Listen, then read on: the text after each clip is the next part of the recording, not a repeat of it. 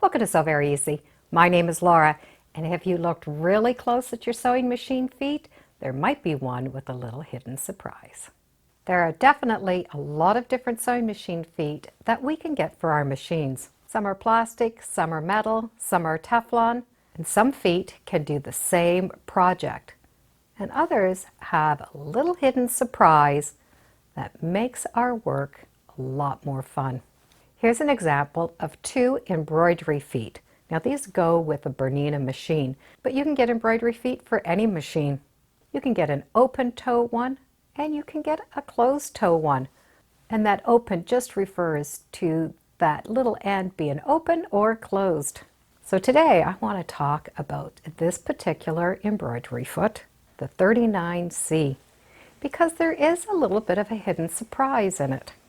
When we look at the foot, we do have the red lines which locate where that needle goes down along the sides and down that center.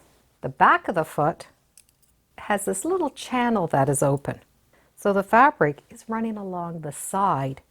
This is open, and that means if we're going to do a heavy satin stitch or a zigzag or any decorative stitch, it's going to float freely in between here, and the fabric is going to be fed along the sides of the foot.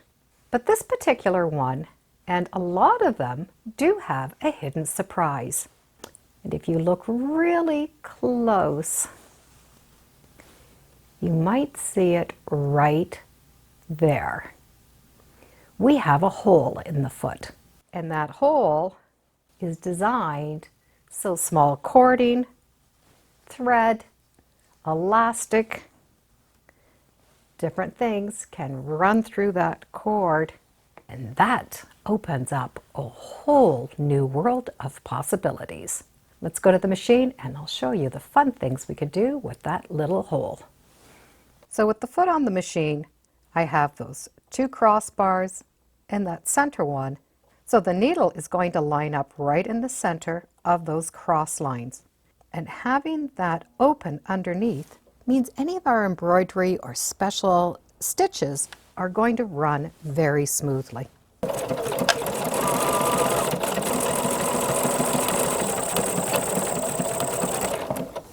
So even if that stitching is quite thick, it's going to go underneath that area.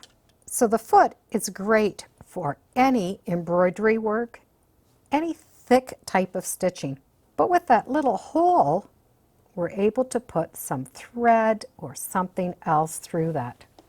Whatever we're putting in that little hole does need to run freely. If you're having problems getting it through to that hole, you can always use these little things that you can get for dental floss.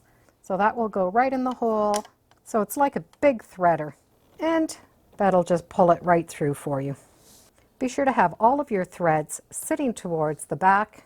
And now we can stitch right over top. You can use these fancy threads and couch them over top of decorative stitches. Or you can just put them down with a plain zigzag. So the thread is just going to go on each side of this decorative thread. And because this thread is going to follow that hole, we can do curved shapes.